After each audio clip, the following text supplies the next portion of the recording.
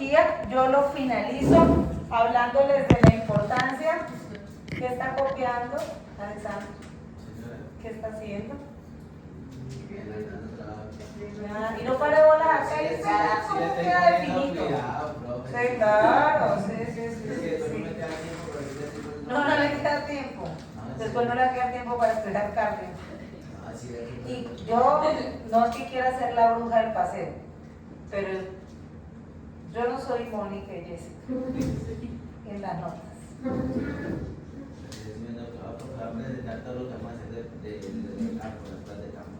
No, pues claro, porque soy exceptítulo.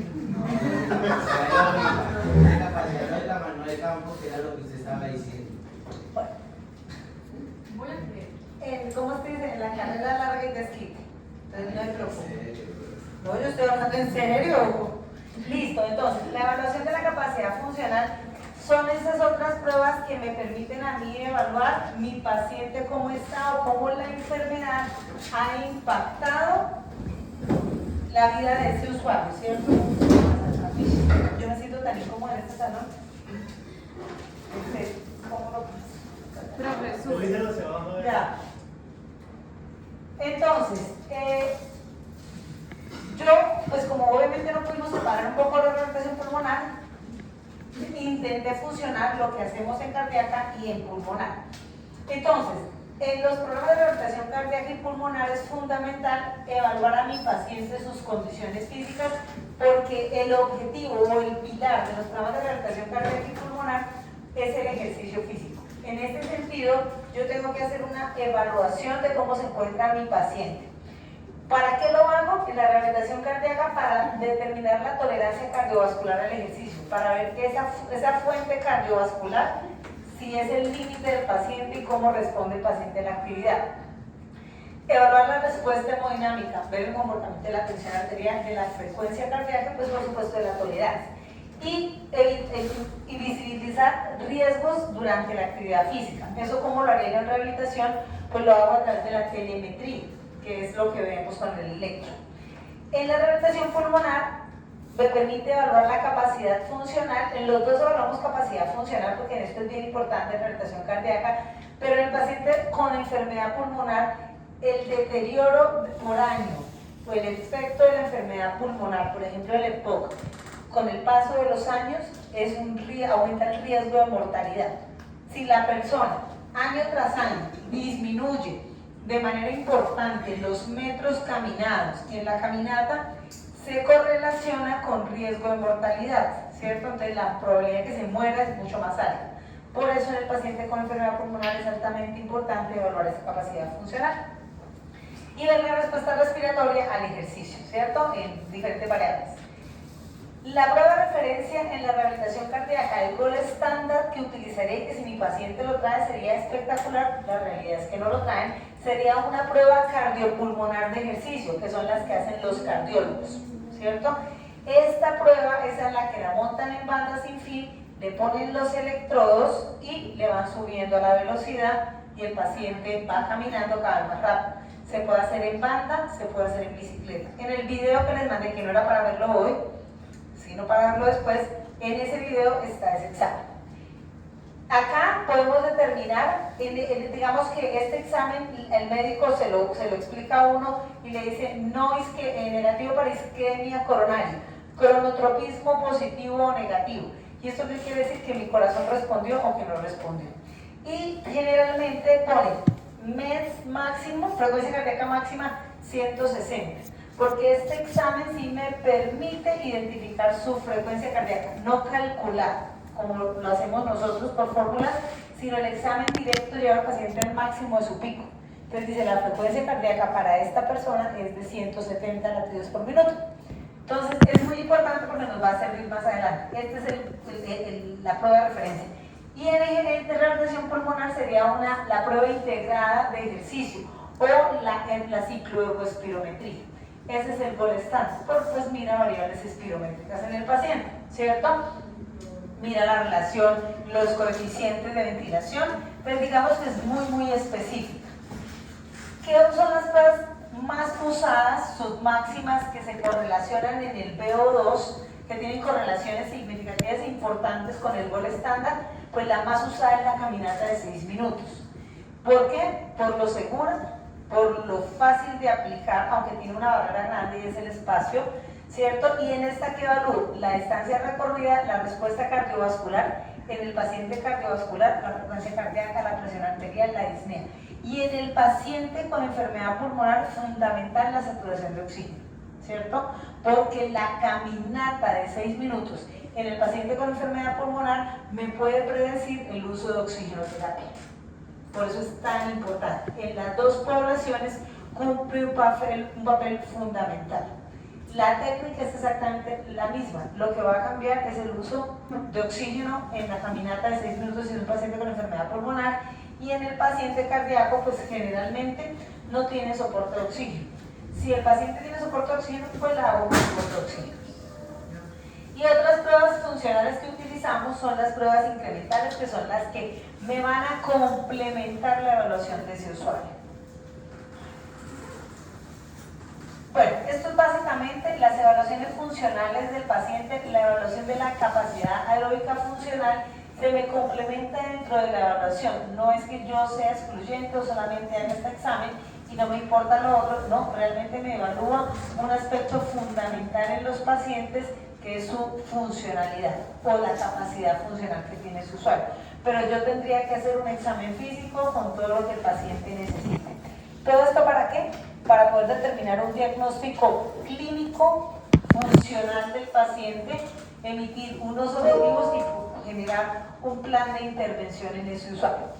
Y también en rehabilitación cardíaca y pulmonar lo usamos como marcador de pronóstico funcional, ¿cierto? Entonces, el paciente que tiene pues, que ha tenido un trasplante cardíaco, pero que antes de su trasplante, de que la enfermedad, digamos que le llegara, de la situación en la que le llega, el paciente montaba bicicleta, la persona era una persona activa, alguna vez, bueno, su desenlace no fue el mejor, pero por ejemplo alguna vez tuvimos un paciente que él era, creo que era fisicoculturista, tuvo una falla cardíaca terrible, no he dicho, el señor, no me acuerdo si terminó el trasplante, no recuerdo muy bien, pues una persona que físicamente era muy activa.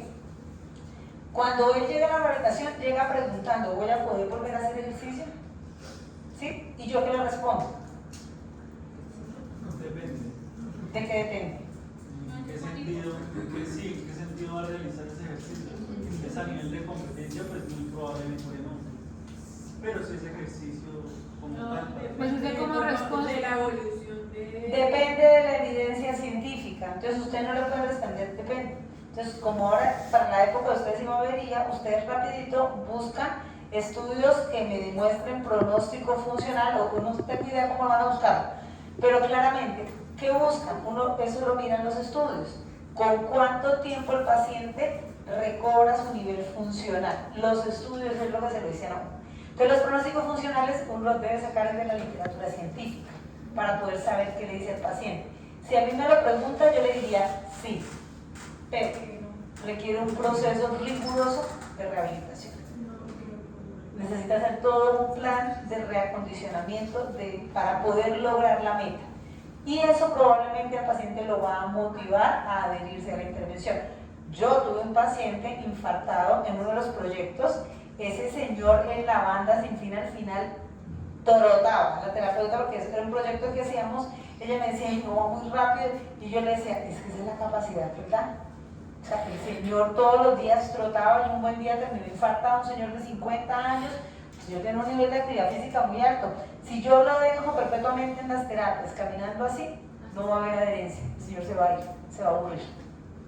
Se va a aburrir porque no se adhiere a su vida, ¿cierto? Entonces, por eso es tan importante el pronóstico funcional, viene de la evaluación y hasta dónde puedo llegar con el paciente.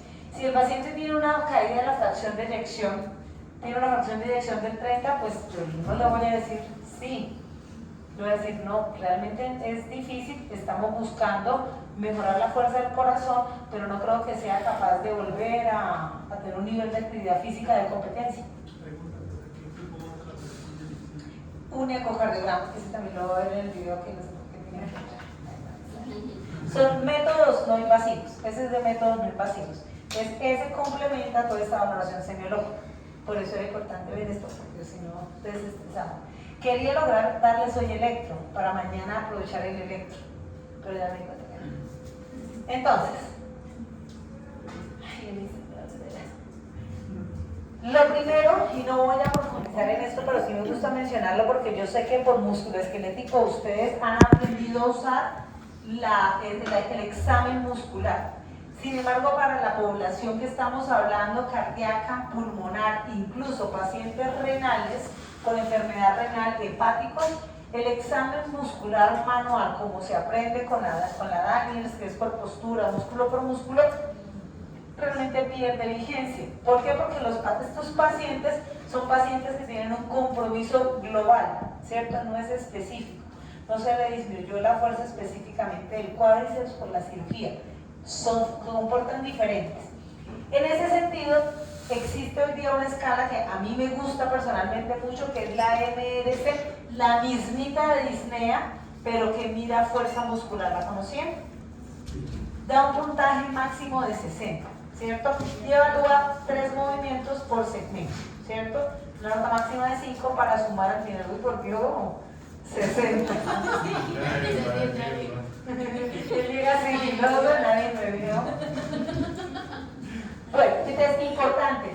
Esta sería una buena valoración que me puede complementar, pero vuelvo y les digo, para el paciente hospitalizado, el paciente en UCI, esos pacienticos que requiero hacer una evaluación. Pero hay que usarla y no me demoro, yo creo que son 5 minutos, mirando si hace extensión de codo, flexión de rodilla, ABD de brazo.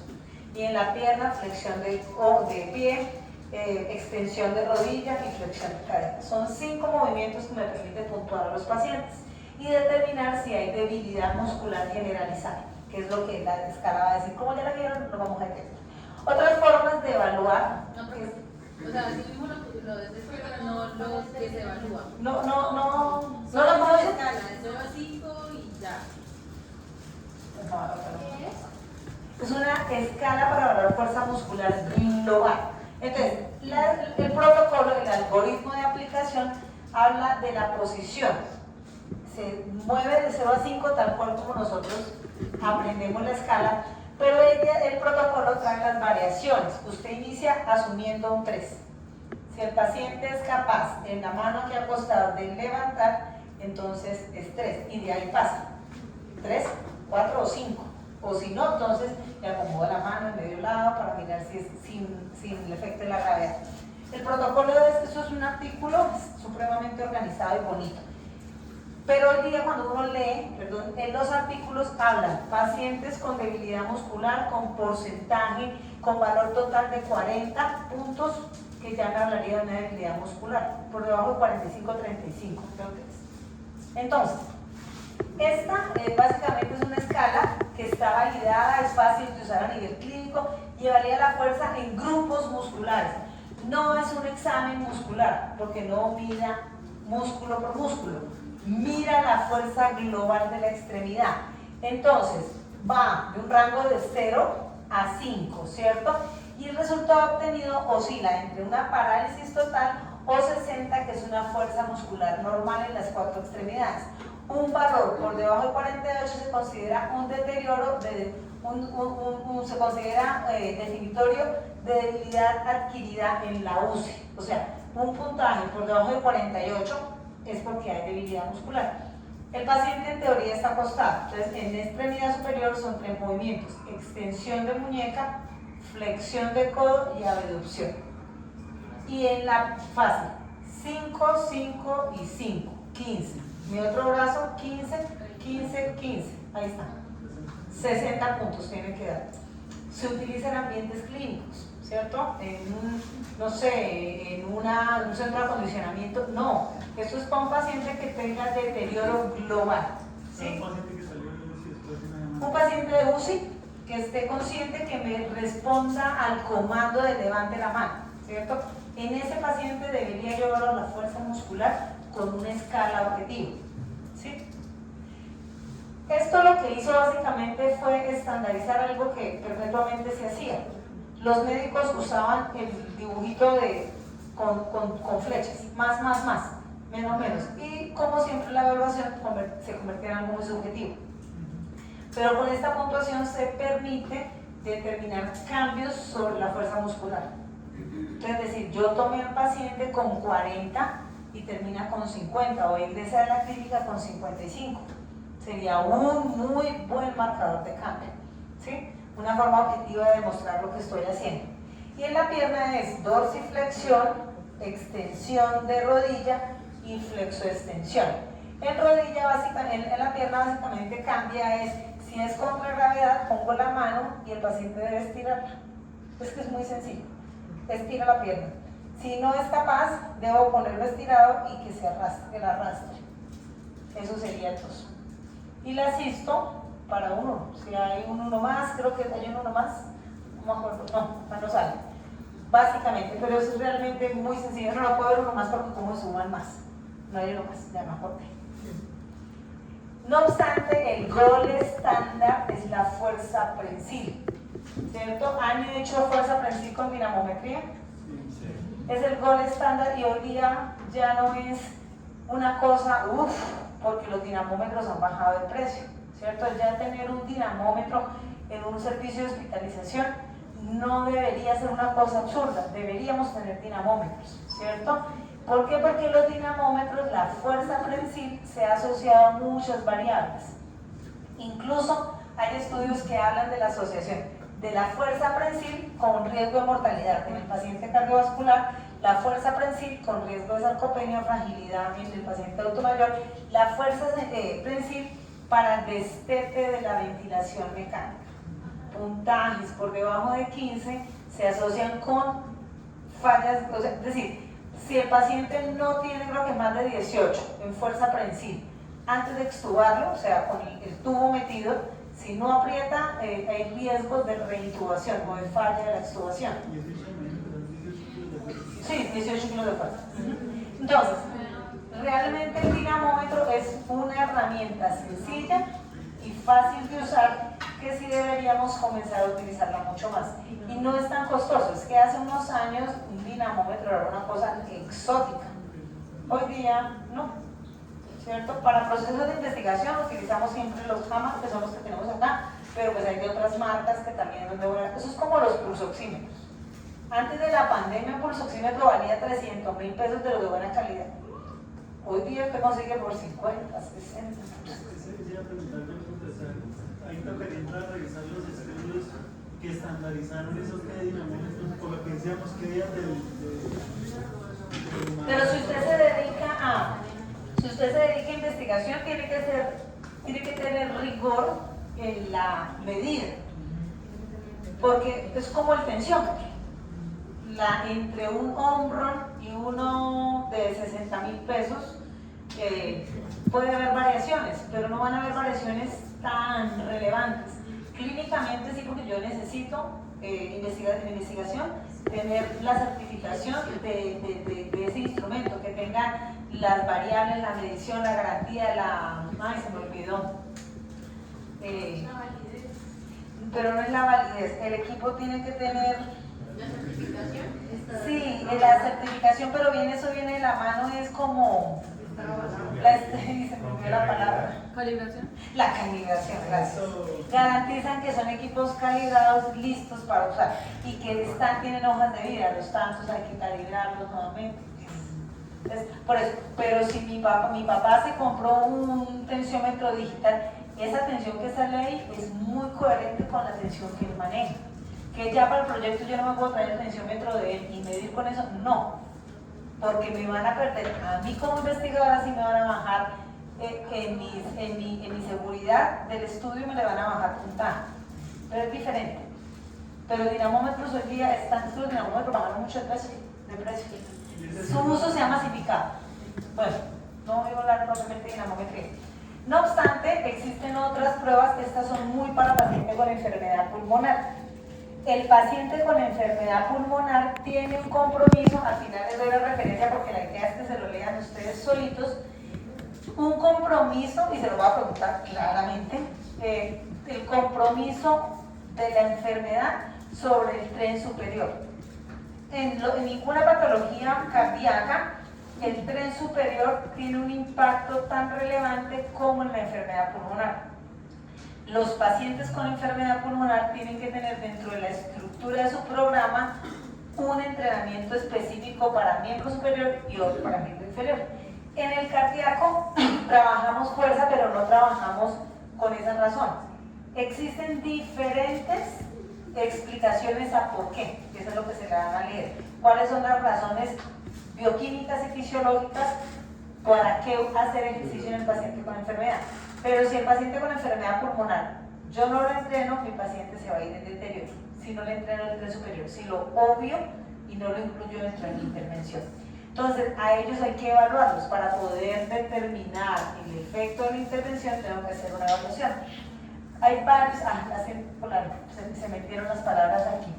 Existen diferentes métodos sencillos para hacer este examen del paciente. Lo primero es hacer una ergometría de miembros superiores. Con el ergómetro, entonces pongo al paciente y lo pongo a hacer con una velocidad constante, un braceo de 60 revoluciones por minuto. Para todas estas pruebas tomo ciclos vitales al inicio y tomo escala de Bohr de disnea de fatiga muscular. Una vez finaliza la prueba, vuelvo y evalúo los signos del paciente. Dentro de la carpeta del Drive hay una hojita que es taller. Para mañana, pues por grupos van a hacer ese taller, o sea, ustedes van a cambiar por estación haciendo las diferentes pruebas. Unos van a hacer esta, otros van a hacer caminante y luego van a rotar, ¿sí? No miren cuántos me sean. ¿Cuántos son? ¿24? O sea, son como 24. No, tienen que ser menos, porque hay un grupo que me quedó con uno más. Bueno, pero más o menos hablamos de un grupo de 4 personas. Sí, no más de 4, porque si no todos se me quedan ahí haciendo bulto. Entonces, acá el paciente comienza el braceo de 60 revoluciones por minuto. Primero hace un calentamiento de braceo sin carga. En este equipo hay unos cicloergómetros de miembros superiores que traen para aumentar los watts y uno les va aumentando los watts de manera progresiva. Manteniendo el braceo se le va aumentando la resistencia al paciente.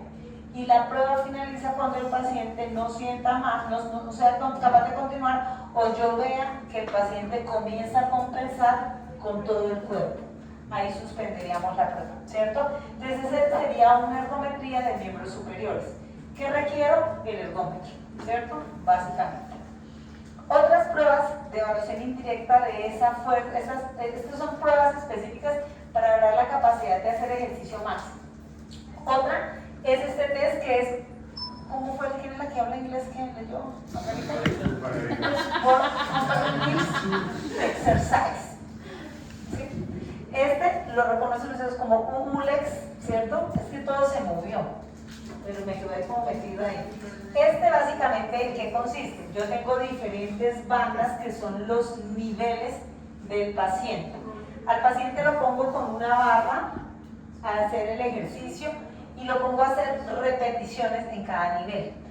Hay más niveles, creo que son hasta el 12. A partir del 8, yo le debo reemplazar una barra con peso, o debo poner peso a la barra, ¿sí? A partir del nivel 8. Del nivel 1 al 8 es sin peso, o sea, simplemente la barra. Y de ahí para adelante sí debo poner, depende, nosotros ponemos en el laboratorio, a veces ponemos, creo que ponemos la tobillera, y cada tobillera trae, creo que es de pesa, creo que cada bolsita es como una pesa. Entonces le vamos poniendo de a pesa, o sea, 250, no mentiras, una pesa no puede ser. Debe ser de media libra, 250 gramos. Bueno, ¿cómo se hace? Entonces primero se hace un levantamiento hasta la primera banda. ¿Qué hago? Se levanta la barra hasta la primera banda y luego se devuelve a la posición neutral, es decir, algo así, nada más, ¿cierto? El movimiento se realiza por 2 minutos a una velocidad constante de 30 elevaciones por minuto marcadas por un metrónomo. Entonces ponemos el metrónomo, es decir, el paciente hace pa, pa, pa, pa, pa, pa, 2 minutos. Posteriormente se avanza al siguiente nivel repitiendo la misma tarea durante 1 minuto. O sea, en cada nivel va a durar 1 minuto. Cuando llegue al nivel 8 le aumento la carga, le pongo una barra más pesada, le pongo carga y realiza la tarea durante otro minuto.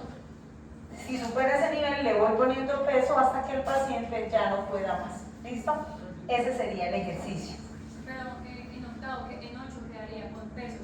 No, porque viene 8. Si le puse 0,5, 9. Si le puse 1 kilo, 10. Pero Si, la altura. la altura no aumenta. Ese es el tope máximo de altura. En teoría, en la primera banda debe ir alineada con las rodillas, que sea ese movimiento solamente. Acá básicamente es esto. Más o menos unos 30 grados, 20-30 grados nada más. Y va aumentando progresivamente. ¿Cuándo finaliza la prueba? Cuando el paciente sienta que no puede continuar, ¿sí? Igualito al ciclorrómetro. Otras pruebas, pero estas ya me van a evaluar es esa capacidad de sostener el ejercicio en el esfuerzo, en el tiempo. Entonces recuerden que yo puedo evaluar la fuerza máxima, la máxima fuerza que puedo hacer yo, y la capacidad de mantener esa resistencia durante el tiempo. Para estas tengo, yo no puedo hacer solo una prueba, debo hacer generalmente 2, una de las anteriores y esta, ¿sí? Para que lo quede claro. Pero algunos estudiantes me preguntan, profe, ¿es suficiente con hacer esta? No, esta no me arroja toda la información, debe ir complementada con las anteriores, ¿cierto?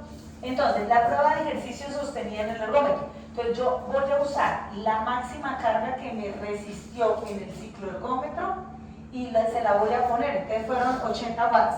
Yo le pongo los 80 watts y simplemente dejo que el paciente bracee hasta que me diga no aguanto más, para poder ver el máximo tiempo que sostuvo la carga, ¿cierto? El cicloergómetro no funcionaría exactamente igual que la otra, o sea que se debe parametrizar cada cuánto se le sube la carga o va al tanteo de uno. No, el cicloergómetro sí, cada minuto se le aumenta la carga. Sí, se va aumentando. En el progresivo, este es mantenido. El otro, el anterior. Entonces, si yo trabajo con cicloergómetro, haría la de pico máximo de esfuerzo y haría este sostenido. ¿Esto para qué se hace? Básicamente, ¿para qué lo hacemos? Cuando el paciente terminaba una fase de la rehabilitación, uno volvía y le repetía las pruebas. Y el paciente se daba cuenta de los cambios en la fuerza pico. Entonces, antes me hice 80, ahora me estoy haciendo 120 watts. Y el tiempo, antes duró 3 minutos, ahora duró 10. Entonces el paciente de manera objetiva cambia sus variables de fuerza y de resistencia, como a través de una medición de la prueba. Otra prueba es de carga constante con los brazos no apoyados. El paciente sentado en una silla con los pies apoyados en el suelo levanta una barra de madera por encima de su cabeza con los codos rectos, haciendo flexión-extensión de hombro hasta el cansancio. Y se registra el total de tiempos en segundos. Es hacer esto. A este podría ponerle, por ejemplo, nosotros lo hemos usado en pacientes con desacondicionamiento físico intrahospitalario, porque no tiene carga, simplemente cojo un bastón o una barra y lo pongo y el paciente dura máximo 6-8 minutos y se cansa. Si al realizar el movimiento, digamos que están en 8, pero luego ya de tanto tiempo no llega al 8 sino al 6, no se cuenta repeticiones o se anula la prueba. Se anula la prueba. En todas estas pruebas, si el paciente compensa, es decir, si yo veo mañana les diré que el paciente me levanta es con la espalda, ya me está compensando, se finaliza la prueba. Pero si toma el puntaje anterior. Se toma el nivel completado. Entonces uno dice, el paciente es capaz de terminar este nivel.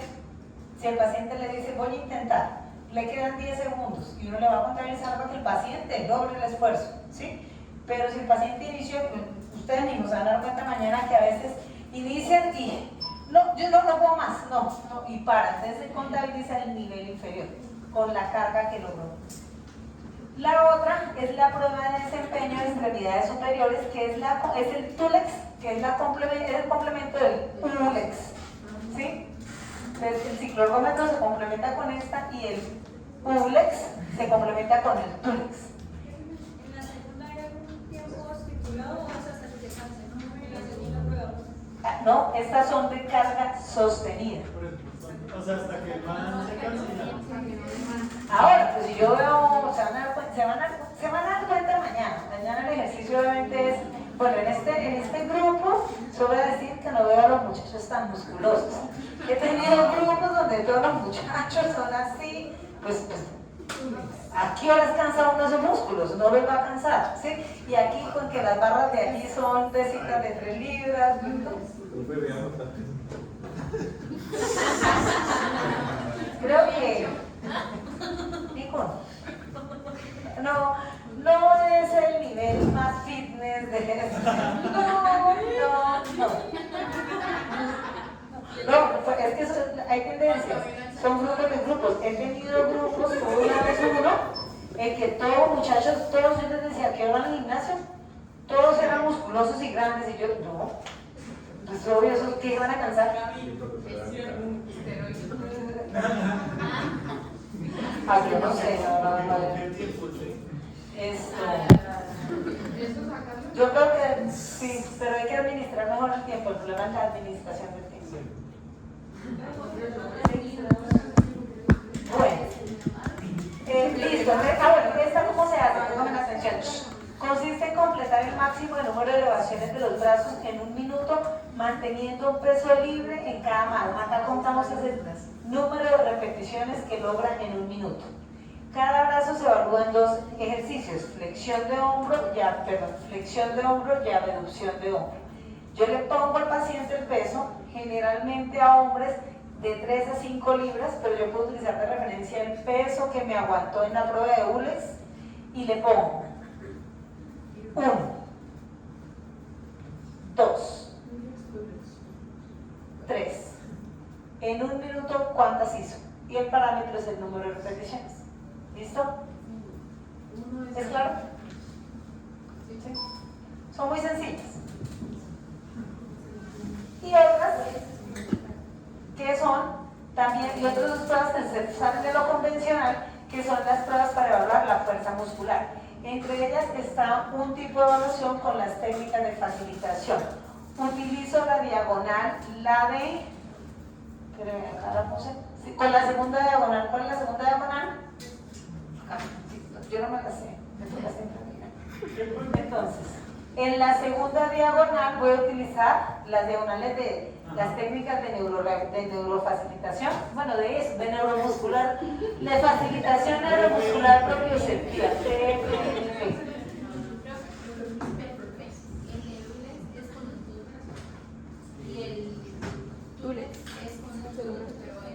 No, o sea, son diferentes.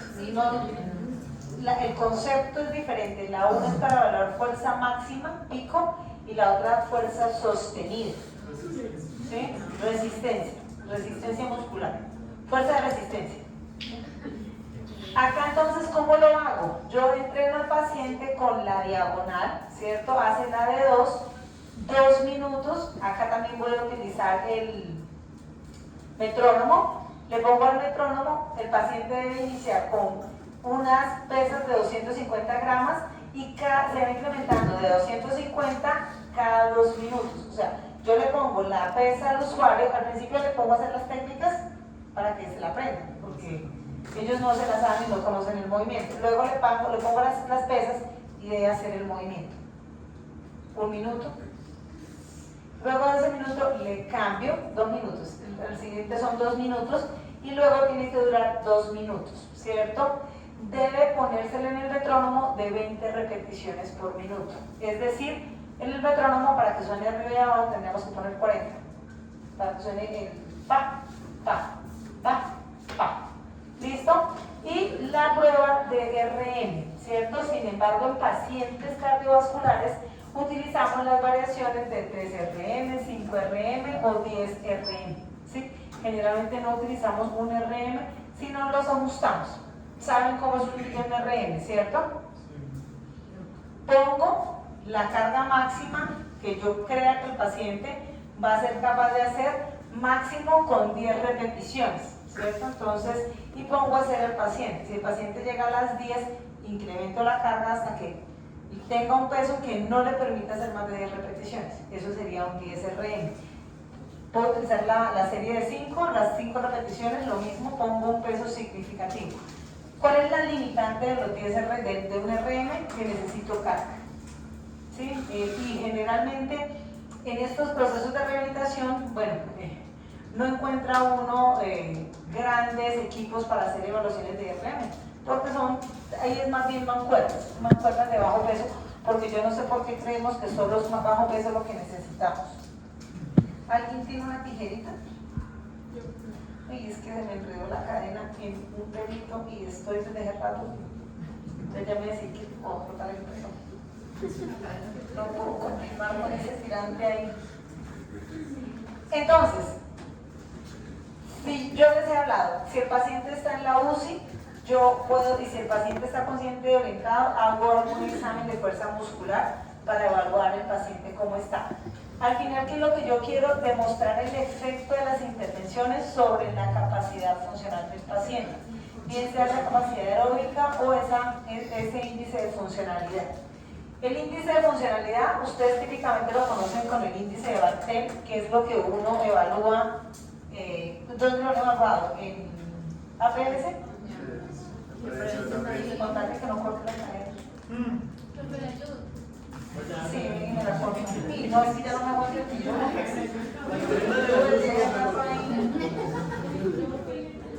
Uy, sí, para que me tire basta. No, ya soltó. Ay, qué lindo. Ya acá tengo. A ver.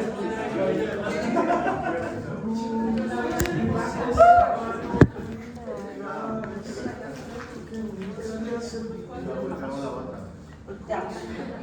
Siempre que me la quito, tengo pelos enrollados, pero uno no se ha enrollado el pelo. Ay, qué alivio. Bueno, entonces, existen diferentes escalas que permiten evaluar ese nivel de funcionalidad.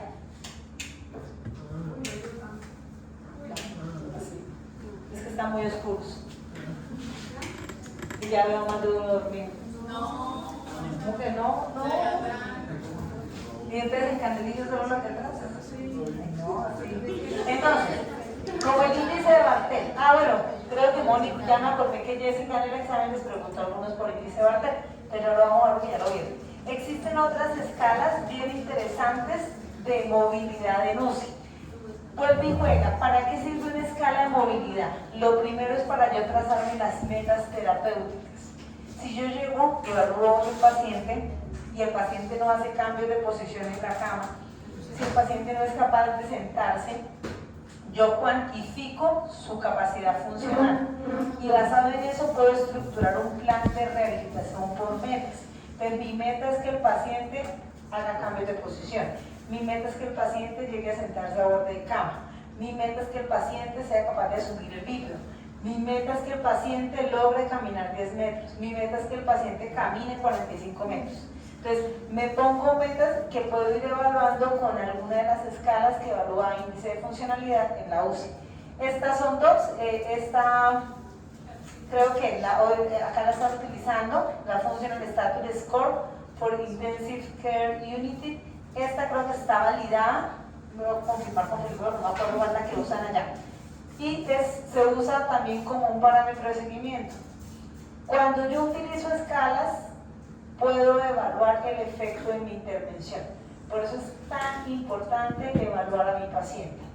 Si yo no evalúo a mi paciente, si no me dedico el tiempo a hacer un buen proceso de evaluación, todo se vuelve subjetivo. Y en la subjetividad no se pueden ver los cambios. No es que no hayan cambios, es que no lo puedo evaluar y no puedo volver objetivo lo que estoy haciendo. ¿Cierto? Así ustedes se dediquen en el futuro a trabajar a pacientes particulares, no sé, particulares, pero en domicilio, por ejemplo, siempre garanticen al paciente poder entregarles informes de evolución. Y eso comienza a marcar la diferencia, ¿cierto? Entonces, porque no puedo llegar, es que, como por ejemplo, me esguincé, y yo llego y voy, le pongo una vez las modalidades o hago el ejercicio sin evaluar, siempre tómense el tiempo de evaluar. El paciente tiene que entender que los procesos de evaluación son fundamentales para evaluar el efecto, ¿sí? Y usted termina la evaluación y le habla de cómo cambió, ¿sí? Entonces usted le dice, caminábamos antes esto, ahora estamos caminando tantos metros. Usted terminó así, ya está, y el paciente comienza a darse cuenta, ay, Claro, impacté, o sea, me cambió, sí me sirvió, porque cuando lo dejamos muy subjetivo el paciente no identifica los cambios, ¿cierto? Y sí es importante a veces, y además le da rigor a lo que yo estoy haciendo, ¿no? Que también es muy importante. En cuanto a las pruebas de cambio, es importante que algunas de estas, las que hacemos en campo, me van a evaluar ajustes metabólicos, ventilatorios y cardiovasculares en el ejercicio, a través de, de los signos vitales, ¿cierto? Y la escogencia de las pruebas depende de las características que tenga yo dentro del lugar donde esté realizando la actividad. La reina de toda la caminata de 6 minutos es la que tiene más evidencia científica, es la que se utiliza en neuro, en cardio, en pulmón, en amputados, en absolutamente todo, porque es una prueba indirecta que se correlaciona muy bien con el gol estándar. El gol estándar ya vimos que es el ciclorrombo. Esta prueba nace como una modificación del test de Cooper. ¿Quién aquí ha hecho el test de Cooper? ¿No? Todos lo hicimos en el colegio, todavía lo hacen en el colegio. Ay, acá también lo hicieron, yo lo hice en el colegio. Todavía me acuerdo, 11 minutos corría uno, vámonos. Entonces, la caminata surge como una modificación para pacientes enfermos. ¿Cómo se hace? Se mide distancias que recorre una persona por un periodo de tiempo. ¿Qué limita la prueba? El tiempo. ¿Qué limita la prueba? El tiempo. No se les olvide. ¿Qué limita la prueba? El tiempo. No se lo puedo preguntar así en el examen, pero no se les olvide, porque es que me preguntan, profe, el paciente paró. ¿Paro? No. ¿Qué limita la prueba? El tiempo. El paciente puede descansar. ¿Cuándo termina la prueba? Cuando se acaba el tiempo. Eso es importante. Entonces, existen diferentes versiones de la caminata de 6 minutos, la de 2, la de 6 y la de 12. Lo que pasa es que la de 6 se ha correlacionado mejor en el consumo de oxígeno en pacientes con enfermedad pulmonar. ¿Qué ventajas tiene? Son de bajo costo, fácil de administración y están muy bien toleradas con el paciente. Son muy seguras, hay pocos efectos secundarios, poco riesgo de que el paciente se me descompense durante la caminata y eso me da tranquilidad.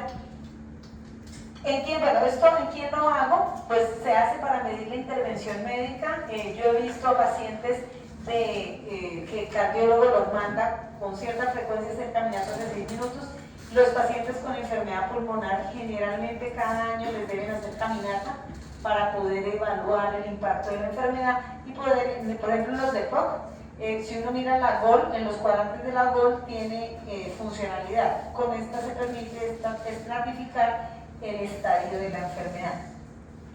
Para hacer un predictor de morbilidad y mortalidad, los metros caminados son muy importantes correlacionarlos con el referente para determinar si el paciente tiene riesgo o no. Entre menos metros caminados, más riesgo de mortalidad, ¿sí? Comparar efectos de pre y post tratamiento. Entonces, en las rehabilitaciones debemos hacerlos al inicio y al final. ¿Para qué? Para dar el informe, para decirle, mire, usted entró caminando 350 metros y ahora camina 400 metros. Entonces el paciente va a decir, ah, claro, yo ahora soy capaz de ir a tal lado y no me canso. Entonces son impactos importantes para demostrar la intervención que estoy haciendo. Para estudiar la funcionalidad, ¿en quién está contraindicado? En esos pacientes que han tenido infartos agudos que no han sido estabilizados o tienen un diagnóstico de alguna angina de pecho inestable no tratada. El que no tenga un tratamiento estable no le debo hacer caminar. Pero si el paciente tiene una angina de pecho y se pone digitales sublinguales, pues yo puedo hacer la caminata, dilátese y vamos a hacer la caminata. Porque si el paciente no lo van a operar, hay pacientes que la enfermedad coronaria es tan severa que les hacen el manejo paliativo, vasodilatadores, no pueden operarlos. Entonces al paciente, su tratamiento es ponerse digitales, póngale los digitales y póngalo a caminar, para poder ver cómo es la capacidad funcional de ese usuario. La prueba solo se va a suspender si el paciente refiere dolores en el pecho, una disnea intensa que el paciente diga estoy muy ahogado, no puedo continuar, ¿sí? Calambres en las piernas, mareos y palidez. Ojo, señor. Los dilatadores como ya me olvidé el nombre, las que se ponen sublinguales, que son vasodilatadores de las coronarias, dilatan automáticamente por vía sublingual. Ahorita me olvidó, la nitroglicina. Pastillas. Ah, sí, medicamentos, pero ellos los llaman digitales. Ellos saben, acá traigo las goticas que el doctor me manda para cuando tengo dolor. Son vasodilatadores coronarios. Ahora mira, la vía de administración es sublingual. Entonces, importante, en el paciente con enfermedad pulmonar, que se desature en la caminata no es una razón para suspenderla. No es. El paciente tiene que decir, estoy ahogado, no quiero continuar, no puedo continuar. Y eso que le dice uno, si quiere puede parar. Recuerde que puede parar y descansar y retomar la prueba. Pero si yo le tomo y digo, uy, está en 60, eso no la puedo suspender, porque necesito ver el comportamiento de la oximetría en el paciente con enfermedad pulmonar. ¿Sí? Claro, no hace uno de tripas corazón, es que así como se está comportando acá en la caminata, se comporta en la cotidianidad. Por eso hay que hacer la caminata. Entonces, un paciente que se desature caminando en una caminata de 6 minutos, primero la caminata hay que repetirla, hay que hacerla 2, ¿no? La guía dice, se hace la primera, se descansa y en 30 minutos se hace la segunda. Y se toma la mejor prueba. Si el paciente se me desaturó en la primera, yo le hago la segunda con soporte de oxígeno. Y miro cómo le va con soporte de oxígeno. Porque, por eso les digo que la caminata en el paciente con enfermedad pulmonar es para oxigenoterapia. Si el paciente se desplomó, probablemente requiera oxígeno por lo menos 18 horas al día. Requiere oxigenoterapia. O sea, ¿por qué darle oxigenoterapia en vez de, por ejemplo, un broncohidrator? Muy buena pregunta, porque hay dos trastornos que no son iguales. La hipoxemia solo se resuelve con oxígeno, porque es una disminución de la PaO2. Pero el broncoespasmo, ¿cierto? El broncoespasmo sí lo resuelvo con broncodilatadores. No siempre un broncoespasmo me va a llevar a una hipoxemia. No siempre, casi nunca. El mejor ejemplo es el asma. El asma hace broncoespasmo, pero no es hipoxemia. Tiene que ser una obstrucción tan severa que el alvéolo ya no ventile y esté lleno de CO2. En ese caso, sí es un paciente que comienza a bajar la oxigenación, pero en condiciones normales no. El problema de hipoxemia se resuelve con oxígeno. Hay que ver, puede haber inflamación de la membrana, hay otras condiciones, pero en los pacientes con EPOC tienen un problema de intercambio gaseoso, la solución es el oxígeno. O sea, digamos lo que está haciendo la prueba, ¿cómo detecto? Supongamos que está bien saturado, pero ¿cómo detecto el que, por ejemplo, está haciendo una broncoconstricción? Porque el paciente dice estoy ahogado. Pero en el pulsómetro está normal. El pulsómetro está normal. Ah, El broncoespasmo lo oculto, lo veo con signos de dificultad respiratoria y el paciente me dice tengo disnea. Pero yo puedo tener un broncoespasmo sin desaturación y eso grábenselo en la cabeza. Y grábenselo en la cabeza que la disnea es la percepción personal de la sensación de falta de aire. O sea que si el paciente me dice estoy ahogado, está ahogado. Porque en enfermería son perfectos en decirle a uno, el paciente dice que está ahogado, pero yo ya le tomé signos y está bien. Esto es serio. Si está ahogado, está ahogado. Porque eso es la disnea. ¿Sí? Para que el concepto de disnea lo enredamos. ¿Sí? Entonces, si un paciente con EPOC está ahogado, está ahogado. ¿Sí? Ya se dilató, ya se hizo broncodilatación. O sea, ¿cómo resolvió? Pero no necesariamente puede estar desaturado. Claro, un paciente con EPOC, que su condición sí genera desaturación, sí se puede saturar. Y yo broncodilato y mejora oxigenación, pero por la fisiopatología de la enfermedad. Bueno, entonces acá es importante porque sirve para predecir para prescribir el oxígeno. ¿Cómo se hace la caminata? Eso lo vamos a ver mañana en un pasillo de 30 metros. Son 30 metros. No es un cuadrado, no es un rectángulo, es un pasillo de 30 metros. Un cono, se ponen los conos cada 0,5 metros y el paciente debe ir hasta el otro cono, devolverse caminando con unos comandos específicos, ¿cierto? Eso mañana lo vamos a hacer. Le tengo que decir al paciente que camine lo más rápido posible. El paciente le va a decir, usted va a hacer su máximo esfuerzo. Si usted se siente cansado y quiere parar, puede parar. Eso es importante hacerlo claro al paciente. Y si el paciente para, yo tomo cuánto tiempo paró. Paró en el minuto 3:22 y duró sentado hasta el minuto 4. No importa, yo contabilizo el tiempo. Porque es que eso quiere decir que el paciente no soporta caminar 6 minutos. ¿Sí?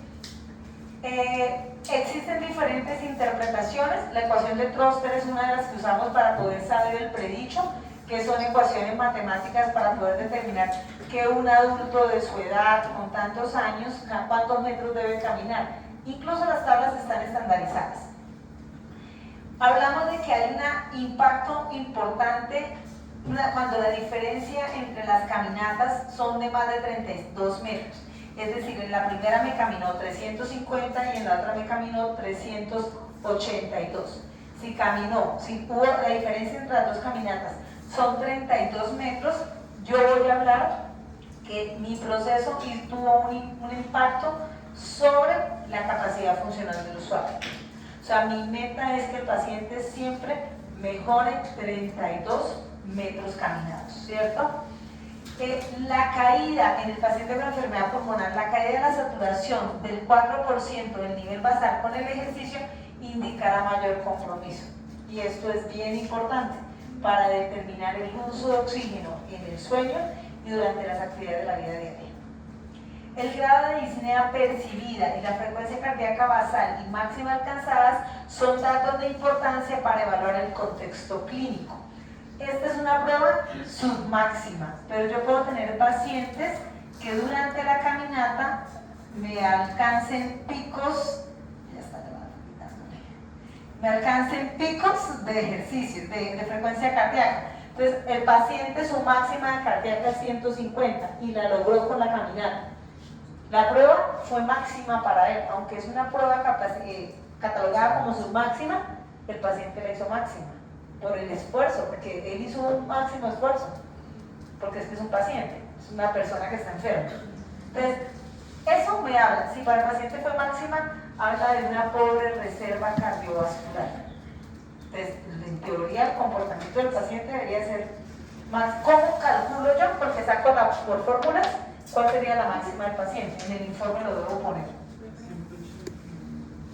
Y existen ya desde el 2013 también ecuaciones específicas para los adultos aquí en Latinoamérica. No obstante, las más famosas son las ecuaciones de Troster. ¿Esa fórmula la vamos a aplicar nosotros? Ustedes la aplican después de que hayan los metros caminados. Ok. ¿Y el de la mujer se debe sumar el 0,0 final? 0,0 final. Sí, la ecuación de la mujer. No. Sí, estoy mirándola ahí que se movió. Yo reviso. Me acuerdo de mañana para poder ver eso en casa. Bueno, esto es básicamente lo mismo, lo que ya les he dicho. Existe otra caminata que se llama el test de ida y vuelta, o el Schultes, o creo que ustedes lo llaman de otra forma. El test de lanzadera.